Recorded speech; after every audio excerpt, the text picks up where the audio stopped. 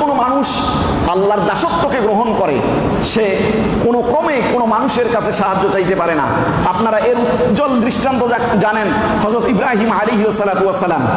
আপনারা জানেন যে তাকে আগুনের কুণ্ডুলি জ্বালায়া সেখানে ফেলায় দেওয়া হলো। আমি মূল যে ঘটনাটা সেটা বলি। এই আগুনে যখন তাকে ফেলা হলো, জিবরাইল আলাইহিস সালামকে আল্লাহ তাআলা প্রেরণ করলেন, যাও ইব্রাহিমের কাছে যাও, তাকে গিয়ে বলো তার সাহায্য প্রয়োজন আছে কিনা, তুমি সাহায্য করো। জিবরাইল আলাইহিস সালাম বলতেছে, ইব্রাহিম তোমাকে তো আগুনের মধ্যে পুড়ে ফেলতেছে, তোমার সাহায্য প্রয়োজন আছে? ইব্রাহিম আলাইহিস সালাম দেখেন আল্লাহর দাসত্ব কিভাবে গ্রহণ করেছেন আর সাহায্য কিভাবে চান।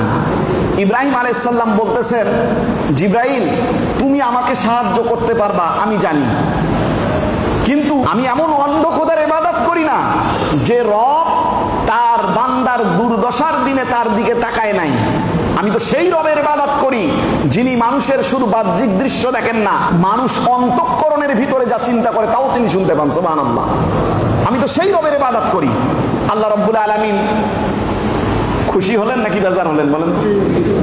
আল্লাহ তাআলা আগুনের প্রতি নোটিশ করে দিলেন, ইয়া নারু কুনি বারদাও ওয়া সালামুন আলা ইব্রাহিম। হে আগুন তুমি ইব্রাহিমের জন্য শান্তিদায়ক ঠান্ডা হয়ে যাও।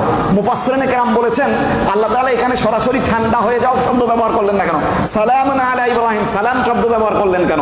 মুফাসসিরদের মত হচ্ছে যদি ঠান্ডা হওয়ার কথা আসে তাহলে ইব্রাহিম আলাইহিস সালাম ঠান্ডায় এমন বরফ হয়ে যেত যে তিনি আবার বরফের কারণে জান বাঁচানো কি হয়ে যেত, কষ্টসাধ্য হয়ে যেত।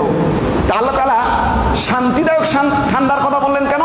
মানে এসি হয়ে যাওয়া, সোজা কথা আমরা যেটাকে বর্তমান আধুনিক ভাষায় বলতে পারি এসি হয়ে যাও, সালামান আলা ইব্রাহিম, তার জন্য শান্তিদায়ক ঠান্ডা হয়ে যাও। অর্থাৎ না গরম না ঠান্ডা, নাতিশীতোষ্ণ অবস্থা হয়ে গেল।